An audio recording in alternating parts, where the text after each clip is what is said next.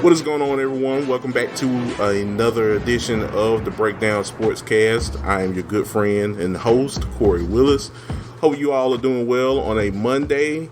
Hope you guys had a great weekend. Got a chance to, just chill out and just, hang out with your friends and family, of course. So, yeah, really hope you guys had a great weekend, having a great start to this week as well. So, yeah, as always, of course, we appreciate you guys listening in on this show.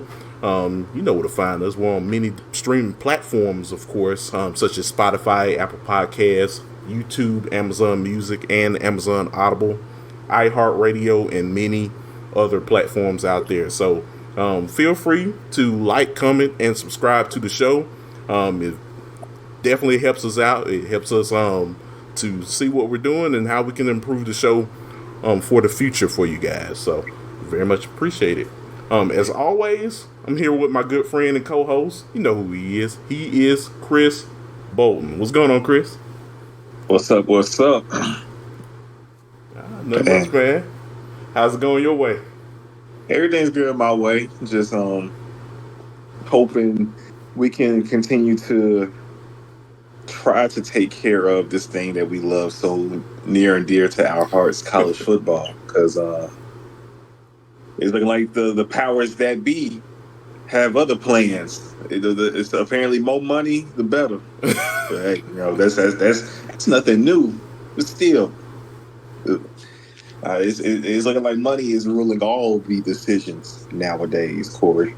Hey, look, you never lied, my friend. It's so much that has changed with this sport that ties to the dollar bills, y'all. That it's just it's just wild to see, and I can't say that we saw this coming, but with all of the changes, I guess you can say we saw this coming.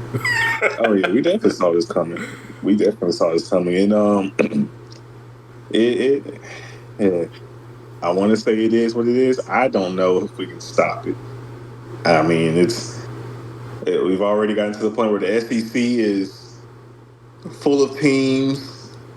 The rivalries that we normally grew up watching, we won't see those games take place annually as much as we have in the past. It might be every 4, 5, 6 year thing. You might see some teams that normally play each other in the old SEC.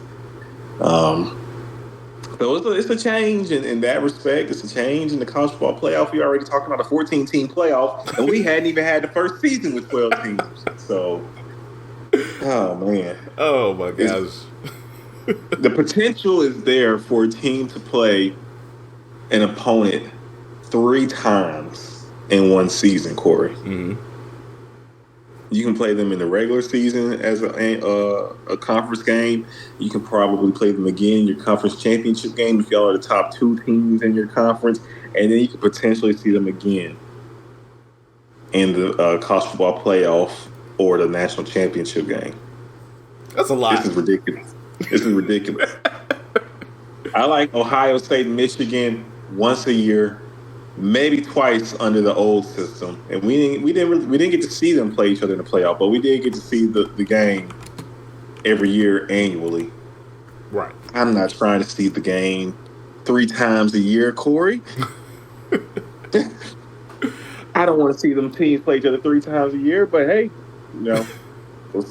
looks like we're heading down that road where that potentially happens with a couple of SEC or Big Ten teams. I know. It's definitely interesting at how all of this is playing out and how it's all going to take shape in the future, of course. Hey, look, this this is the stuff that people were chiming in on when they were talking about Bill Hancock and like what's the philosophy of the college football playoff. And every time people would challenge him on it, he's just taking everybody through a loop. He's not being, I'd say, as straightforward, of course, with the Yeah. future of this Well, playoff system that because we're in. it's not about protecting the game. Yeah. It's about money. Oh yeah. And so it's going to be up to people like us to speak on it and call it out. And it's going to be up to the other fans of not only their universities, but fans of college football to be like, hey, with this isn't right. Now, I don't know if it'll work, but for that to happen, it's going to be a case where, if they continue to do this, we're going to have to like not watch games. I mean, that's the only thing that will speak to some of these people is if the product gets to the point where the playoff is too expanded, we don't enjoy the games, we're not liking the first round matchups, then don't watch. Yeah. But I think that's going to be hard to do. And I think just like they know, just like with the NFL, you throw football in our faces, we're going to watch. Absolutely. Look what they did, Chris. They put another week of NFL of the NFL season in our face and said, "You gonna keep watching, right?" And we said yes. And you get the NFL season, honestly, I feel like the NFL product is a lesser product than what it used to be for us growing up. Um, and that's with even the offenses, expanded and how quarterbacks have evolved. I feel like the older product was a better product. Yeah. Um, and guys aren't getting the rest that they deserve and need. We have a Thursday night football game every Thursday. It's Like, crazy. come on now. I mean, yeah. So, hey, it is what it is. They're getting their money, so I guess they're happy. But it all comes with its consequences. But speaking of the NFL, I guess this is a segue for us. Some stuff that's been present, some rules that have been present in the NFL looks to potentially be making their way to college football. Yes, sir. Yeah, they are, of course. So I have the article up, and I sent it to you as well Mm-hmm. before we started recording. This is from David Cobb from CBS Sports. Helmet communications 2-minute timeout among college football changes proposed by NCAA Rules Committee. This looks to be something that they're doing just in time for the 2024 season, of course. And they voted on this like last Friday. So, yeah, these are some things that the NCAA is trying to implement into college football now. So, I mean, we're here now, Chris. I mean, in the world of NIL, with college football being as big as it's become now, we're pretty much watching mini NFL right before our eyes, just in It just college is. format. I mean, shoot, the NBA has the G League. I mean, this is the college football ain't nothing but a minor league system, just like in baseball, to the NFL, especially conferences like the SEC and the Big Ten. I mean, I know there are other conferences that have talented players, Big 12, ACC, but when you just look at the quality of players and the depth in those leagues, those two specifically are like the AFC and the NFC of college football at this point. So Yeah. it makes sense, and I think we're potentially looking at. I mean, playing defense is already hard enough in college football. We might be seeing some higher scoring potentially on the horizon if these rules pass. I feel like with the specifically the helmet communication and the tablets that guys will be able to have. Yeah. They also mentioned that as well, having tablets on the sidelines. So, yeah, no, I agree with you 100%, Chris. Of course, that I think with 2-minute warnings being implemented in the game now, I can see a lot of games coming down to just like Who got the ball ridiculous. last? Say that again.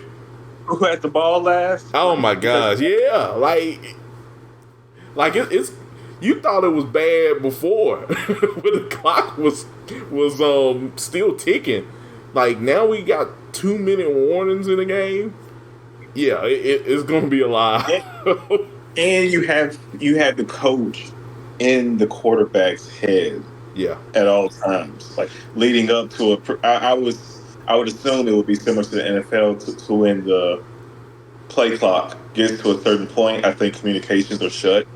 I think that's what it would be. But still, the fact that you could have someone, you're a coach, a coordinator, quarterbacking, helping someone out and be via in their ear instead of just the signals that you see sideline, to get the plays. And a lot of times, this can make the transition for some players that much smoother their first year, and also can potentially help coaches in the college football landscape where we demand results so early.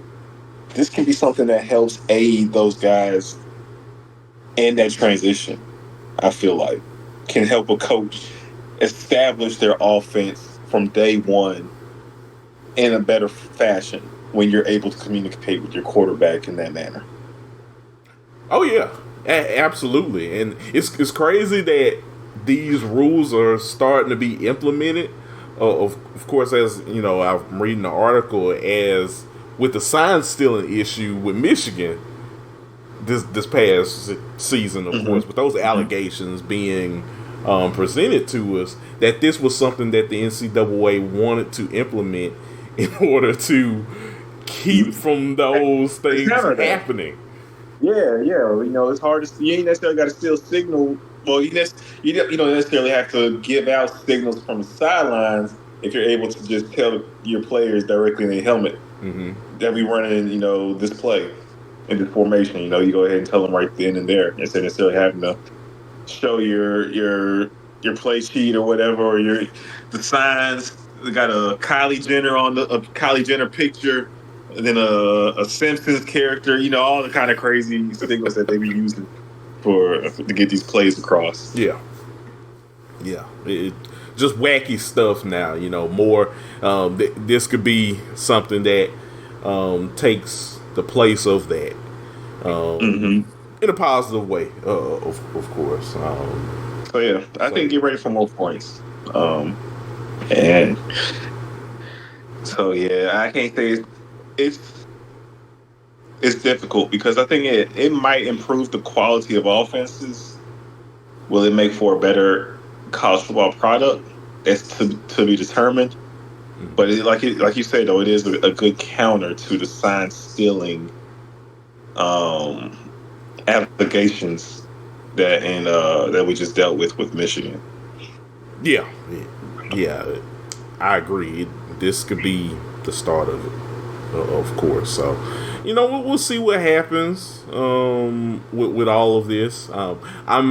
I'm interested into seeing how all of this is going to work in a college football setting. Just because the rules. I mean, these are things that have been implemented in the NFL for a while, and they've been used pretty well over the years. But with college football, I'm interested into seeing how this unfolds, how it changes the game, of course, and how does it make it more exciting. So. My biggest thing is the 2 minute warning. Of course, I know they say that this way. That's going to be nice. That's going to be nice because then we can continue to see maybe how some coaches think out the game. When it comes to implementing timeout. Yeah, and knowing that they have an extra timeout already in place with the 2 minute warning. Absolutely.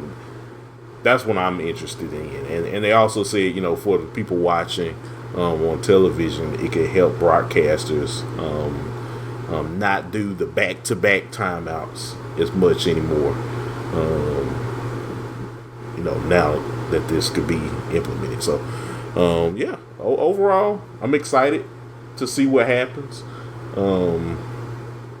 So yeah, I guess we're gonna be seeing it unfold in this season coming soon. So I can't wait. So anything else you want to add to this topic before we move on? Nah, we good. We good. We can keep it pushing. Awesome. Well, all right. Well, now, Chris, we are going to move on to the NIL deal that the EA Sports College Football 25 game has presented to college athletes that are going to be into the game, of course. So I know you've heard about this, Chris. So $600 will be presented to each member that's in the game, of course. So each college athlete that approves their name, image, and likeness into the game, they will get $600 plus a copy of EA Sports College Football 25 on whichever platform that they prefer. Chris, what do you think about this deal that they've struck with the college athletes? Do you think it's did they undersell it? Did they oversell it? What do you think?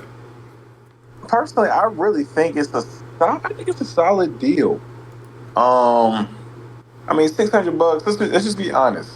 Most of these guys, you get a standard NIL deal just for the fact that you're a player on a lot of these teams. Mm-hmm. You might not make millions or hundreds of thousands.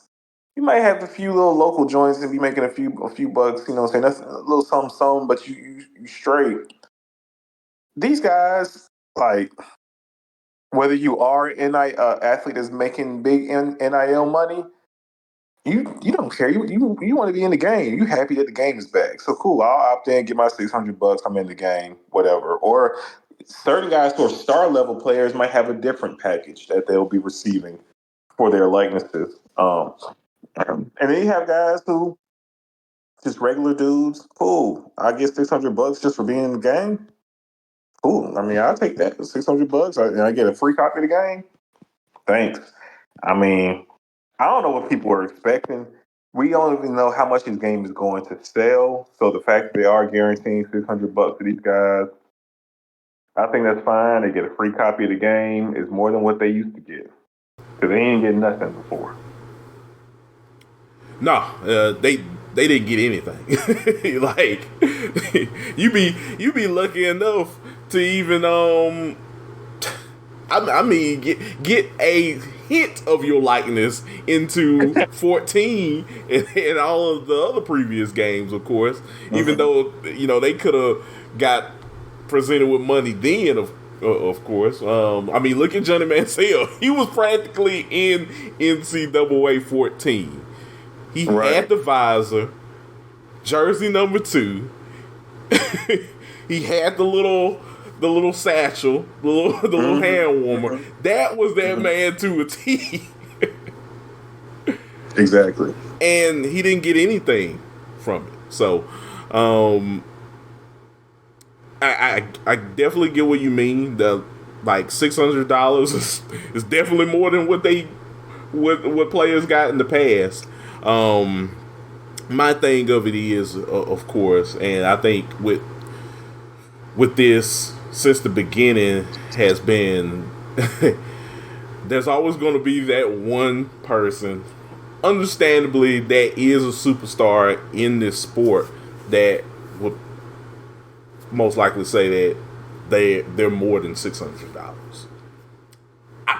I can't like if a Shadur Sanders looked at $600 and a copy of the game and he's like, I'm worth more than that, I can't tell him that he's wrong. So, and I think he's one of the guys that probably will have his own special package. Isn't this for the standardized one for most of the guys? Isn't there a few exceptions? to this?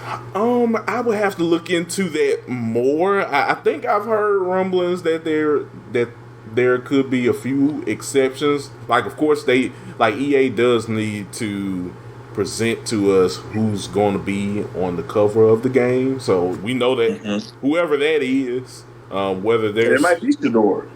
it might be.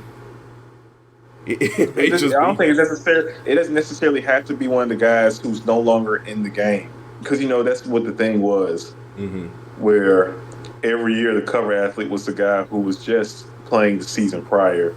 It could be a guy that's in the game, because now we have NIL to compensate those guys. So you can market somebody who's going to be in the game this season as a current college football athlete. So it might be a Shador Sanders. I think that's someone that we could potentially expect to see on the cover. Trying to think of maybe another player. I think that's really the name that pops out of guys that we're looking at to be stars this next season. The Quinn Ewers. We could potentially see Quinn on the cover. Who else? I mean, Carson Beck. I mean, that's a Georgia guy, but I don't know if he really is going to. I mean, the game's going to sell regardless, but I think they want to put a flashy, a pop cover athlete for this edition. So I think the bet in favor. I don't know if there is a bet on this. I think it's probably going to be a Colorado guy, Shador or Travis Hunter. I think so too, and if so, because me and my brother have kind of been back and forth about this. Is this going to be a yearly game? Is there going to be a 26, 27, and they're going to sell copies a la carte like they used to, or is this just going to be tailored as a live service type feature that you see a lot of these video games now, where they're always going to change the cover athlete for the next year? I mean, like they did in the past, but as a way to alleviate these things. Because I get what you're saying. Someone like a Shador Sanders or Travis Hunter could definitely be cover athletes, or there could be multiple cover athletes into one edition of the game. It could even be a Quinshon Judkins in an Ohio State jersey now. Yeah. No, you can see several different things happening, but it will be interesting to see. Do they do live updates throughout? Maybe make it a 2-year game where because then that could help subside maybe the price of guys. I don't know what their contracts look like. Is it just you have their name, image, and likeness for this season, for 1 year, or is it for the copy of the game? And if the game goes for a couple of years, then you might not have to pay guys out again. I don't know just how cheap EA wants to be, but we'll see what kind of happens with that.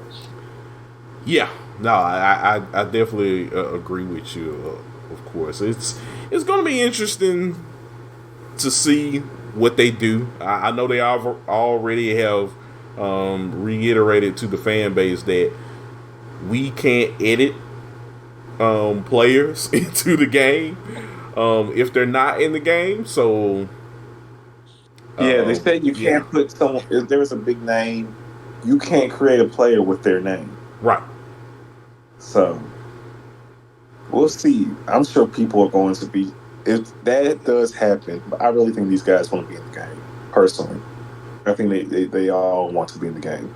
But if we have a guy who is a rebel and doesn't want to be in the game and won't feel like they're being properly compensated, someone's going to find a way around making that player and somehow having their name as close as possible to being in the game.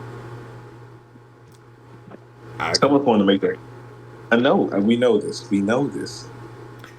And I think it's always going to be a thing where EA is probably going to always negotiate with these players, and there's always going to be something always changing with this game going forward, and with the way NIL is being presented to the student athlete. So, I do think that there is a light at the tunnel where you see everybody that you want to be on the game be on the game in some form or fashion. Whether it's through commercials, because you know they're going to do that. They are going to. They are definitely going to do that, and you know, in a way to bring these athletes in the game that may want more, to put them in the game. That may be a way to go. So, for sure, I'm sure the marketing team has a plan, and we'll see the vision very soon on how they go about executing this. But we'll know very soon. We'll know in May. Absolutely, that's when the first, when they really are going to roll out information, and we'll see some gameplay, and it's the marketing campaign in full effect from like May until release come July. So we're going to know very soon. We just entered March. Give it a couple more months and get ready for the news. So I think we'll know a cover athlete soon. Absolutely. So I can't wait. Can't wait for this game. It's been a long time coming, and I know a lot of our listeners, as well as us, are very excited to play this game. So y'all get at us if y'all want this online connected dynasty smoke. We can create a group meet. If everybody got an iPhone, we can be in the iPhone chat. We can get on Discord. We got Discord. Hey, I'll be a commissioner. I'll be Stanky. I'll be Commissioner Stanky. Making all the deals, making all the calls. Hey, I'll be Stanky. I can help organize the league. You know what I'm saying? We'll have to get a game in, whether it's maybe every few days, or if y'all want to make it a slow league, one game a week, to go, to fit things according to people's schedules. Everybody have to be in one big chat, and when your matchup is time, be sure to reach out to your matchup. If you can't play that week, then we'll give the person the force win. I have an idea of how we can run the league. So if y'all want to do an online connected dynasty, get at your boy, because I'm ready. I'm ready. Nice. Can't wait. So you know what it is, people. Chris, he's bringing it out to everyone right now. He's letting everyone know. You want this? Sign up. Get ready. Sign up. It's about to get real once we hit summer 2024. Once the game drops in July, I'm telling y'all, I'm gonna do my own little dynasty that ain't online. I'm gonna be learning the game. I'm gonna know how to recruit. I'm taking all the players. I'm hitting the portal. Don't play with me. Oh man, but yeah, it's gonna be great. It's gonna be great. Awesome. So, anything else you want to add to this, Chris, before we go on to our last topic of today's show? No, sir. We can. All right. We can go on and talk about the burners, the burner boys that you watched out there in Austin this past couple seasons. Oh my gosh, man! So yeah, folks. If you've been, following the NFL Combine, of course, in 2024, it's been very interesting. I'd say, we've had a lot of prospects showcasing their skills to a lot of these NFL scouts, and look, I can't I can't be surprised about this. I don't think anyone can be surprised, but Xavier Worthy, Xavier Worthy breaking the 40-yard dash record. Not surprised by it at all. Running a 4.21, he comes from a different planet, Chris. Like, that's all I gotta say. That's what you call speed, man. That's what you call speed. That's man, like he putting on the jets on people. He is, and his teammate on the other side of the field, a former teammate now, just slow in comparison to him, running a 4.25. Yeah, it's crazy. AD Mitchell 4.25, Xavier Worthy 4.21. And that's a special duo at wide receiver that was able to be at Texas. Yeah, those two guys. Mm-hmm. I think they're gonna do great things in the league too. I expect. I think we'll continue to talk about them more than just their combined 40-yard dashes. I expect them to be some playmakers in the NFL. Oh yeah, absolutely. I mean, both players were really productive last season. So, yeah, I look for any NFL scout that's looking at these two receivers. You're already giving the Birdman hand rule right now. Man, you know? I just need AD Mitchell to be in a 49ers jersey. And just somehow, some way, I need Mitchell. I need him. I need him in a 49ers jersey. Debo is injury risk. Brandon Ayuk is going to want us to break open the bank. Hey, we got to figure something out. And George Kittle ain't getting no younger. So this is a great group of wide receivers in this draft class. I, in particular, would love for AD Mitchell to be in that red and white and that red and gold for San Fran. Only a brother can dream. We'll see what ends up happening, but that young man is the truth. It's some other guys who had some good combine showings. Everybody in the world got if you didn't know that Joe Milton had a cannon, you do now. Yeah, people were very excited to see what Joe Milton could do out there, and yeah, he really showcased his skills in this combine. So good for him, of course, because he definitely needed it after the season that he had.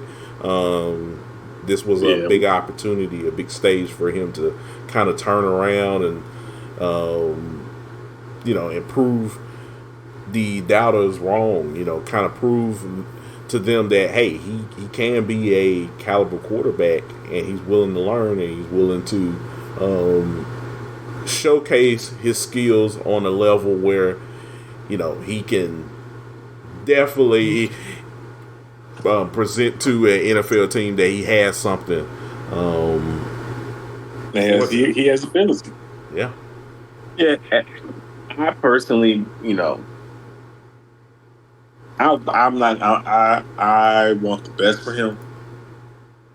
But we've been watching college football. I feel like I have a good idea of what Joe Milton is. He ain't who I would be drafting and expecting to grow into a franchise quarterback. But if you want to take a chance on him late in the draft, go right ahead. But don't draft him early. Don't draft him just because of what you saw this weekend. Don't do that. Don't do that. Please don't do that. We have film of him at Tennessee. You don't have to take him necessarily high. But we'll see where he goes and what his future holds. But he's someone who did have a good showing in the combine. Yeah. So that's good. It's good. Apparently a lot of people, why would you not? But a lot of people were very excited to see Michael Penix Jr. in person. A lot of scouts are buzzing about him right now. So yeah, he's definitely someone that we've all said during the season that he was someone to watch as we got into this point, heading into the combine and the draft and everything. But yeah, it's just so much, of course, that we've seen in this combine this year. Roma Dunze ran a 4.47, not bad. Slow, just slow. 4.47. look, he ain't Xavier Worthy fast, but I still want to sit here on this show and say running a 4.4, sub 4.4 ain't bad, Yeah, no, it ain't bad at all. I like Roma Doomsday too. Like we said, bro, the wide receivers in this class is just ridiculous. Yeah, it's so many. No team has any excuse if they need a wide receiver in this draft. Like, no one. No excuses. No excuses. I mean, Marv, Neighbors, Rome, A.D. Mitchell, Worthy, Troy Franklin. I mean, Marvin Harrison Jr. Yeah, Marvin Harrison Jr. I mean, the list just goes on and on and on of the guys. Even my boy Ladd. Shout out to Ladd McConkey, baby. You seen him putting in work out there. Yeah. What y'all saw on Saturdays wasn't no fool. It wasn't a lie. The game speed is real, baby. Y'all see the 4.3, the 4.39 speed. Come on now, stop playing. Hey man, look. I think every team needs a Ladd McConkey on the team. You know what I'm saying? They do, and Ladd is going to go somewhere and be a ball player. Oh yeah. Like his drive, of course. Like he just looks like he's out there just having the time of his life right now. And you can plug him in any part of the field, he's going to produce for you. So, and that's why he's going to be dangerous. And it'll be interesting to see where he goes. Truthfully, he fits the mold of a 49ers receiver. He does. He's a yak killer. And that's what the guys that we draft. So I would be ecstatic if I see my boy become a 49er. It's just, and also, remember, there was a time where Ladd and A.D. Mitchell were on the field together. He was at Georgia. Yeah. There was a time. So yeah, hey man, like I said, this is a great crop of talent, and in terms of wide receivers, like you just mentioned, like this is probably the best that I've seen in a couple of years now. Oh, I think this is the best. When you look before what you see what their NFL careers become, this is the best batch we've seen, I think, in about 10 years, pre-draft wise. When you look at what these guys are and what they produced in college and how you think they can pan out, I think this is a special group. So we'll see. We'll definitely see how things go for them. But yeah, I have one more point. The person who had the best combine is Caleb Williams. Oh yeah. My boy ain't do nothing. He had to do nothing. And still finna be the first overall pick. I know. He ain't had to throw a pass. He ain't had to toss a football. He ain't had to look at a pig's pen. All he had to do was just answer a few questions, and you know he's locked in. Right. The beard is rough and all over the place. Mm-hmm. The new grow in the hairline is there. I mean, he ain't had a chop in weeks. He's been in the lab.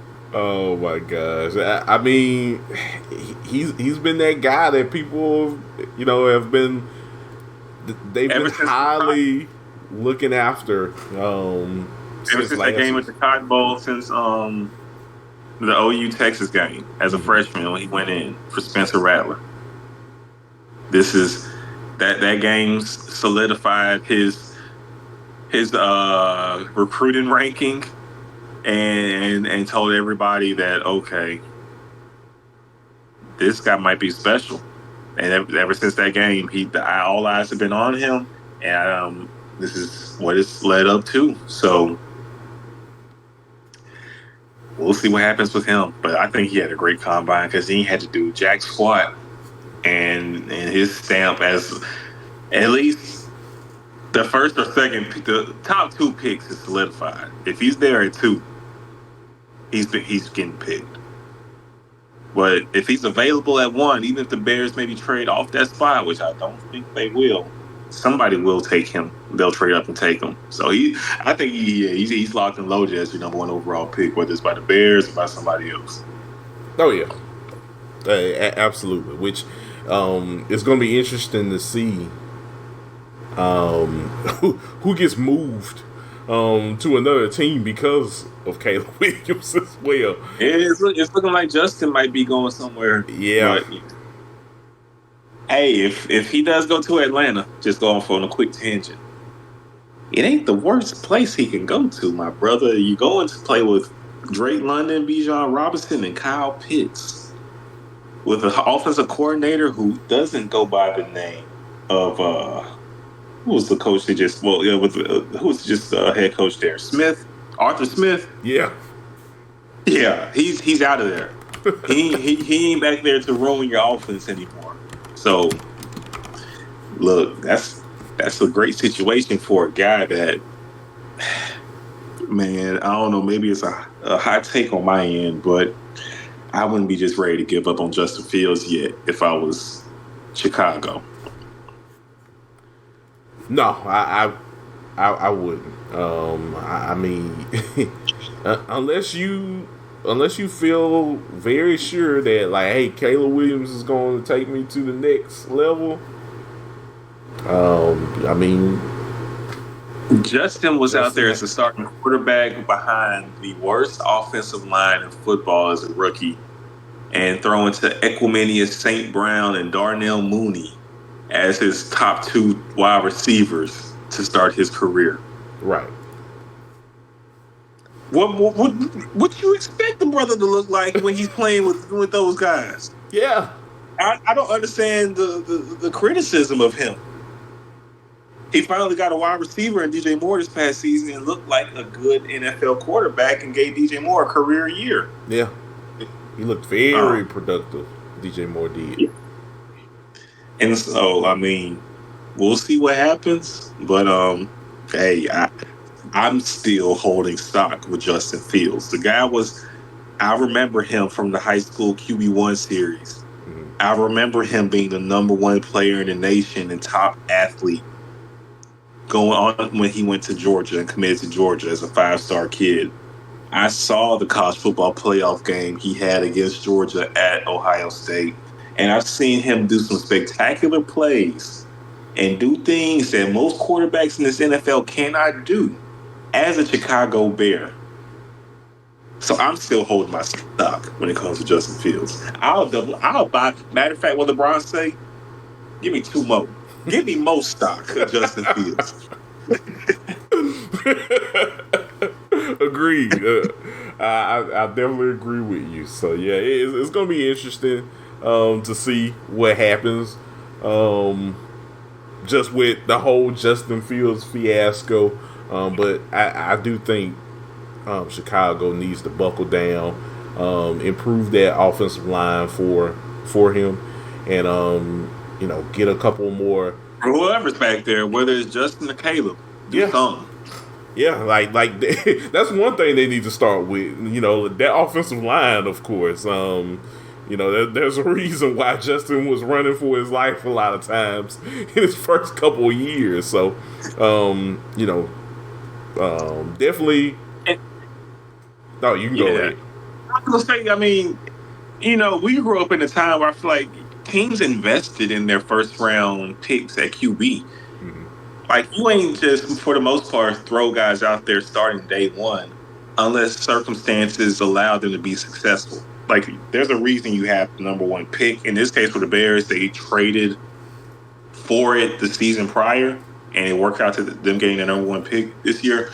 But if you're drafting high, normally it's because the team ain't good.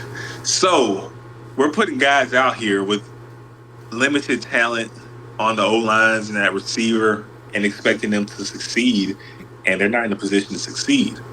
So build a team, build this O-line, especially if you're going to start Caleb or Caleb Williams as a first year QB, you don't want to ruin your investment. Which is why I'm a big fan of rookie QBs, no matter how high they are drafted, sitting out their first season. Yeah. Because the team sucks. What the Texans did, that ain't your normal story. No. Going from the number 2 pick to being a playoff team. No, it's not. It's not. No, I definitely agree with you. Look what he did with Patrick Mahomes and the Chiefs. He didn't play his first year. Yep. But Andy Reid knew what he had. And then the following year, the rest was history. The legend begins. Yeah. Exactly. the rest was history. Exactly. No, you're right. And so, I don't know, man. Maybe we need to be some GMs or some talent evaluators, and I don't know, in the scouting departments helping make these personnel decisions. But that's all I'm asking for. Invest in your investments. Yeah. Treat them as an investment. If this guy's your franchise QB, treat him as so. Yeah. Get him a left tackle. Get him a center. Get him another receiver, But we'll see. There's plenty of pieces in this draft to help build these teams. Oh yeah. So we'll see how these drafts end up panning out next month. Absolutely, tons of prospects. So overall, I think this draft is going to be one to remember for the future of the NFL. So yeah, man. Other than that, that's all the topics that I got for us on today's show. So yeah, I appreciate y'all listening in as always. Hopefully we'll be back in the next couple weeks. We'll see what other news stories, other topics unfold. And yeah, we'll definitely be back to discuss it with you guys. But before we head out, Chris, let the good folks know where they can find you on social media. Y'all can find me on X at Chris_Bolton_12, on IG at Chris.Bolton_. Get at your boy. Awesome. Yeah, and you can find me on X at Listen to KSW. I'm on there talking college football, video games, professional wrestling, all of that good stuff. So yeah, definitely catch me on there. All right. Well, appreciate it. Been a good show, my friend. Yes, sir. And we'll do it again soon. Absolutely. Well, all right, y'all. Until next time, y'all take care. Peace.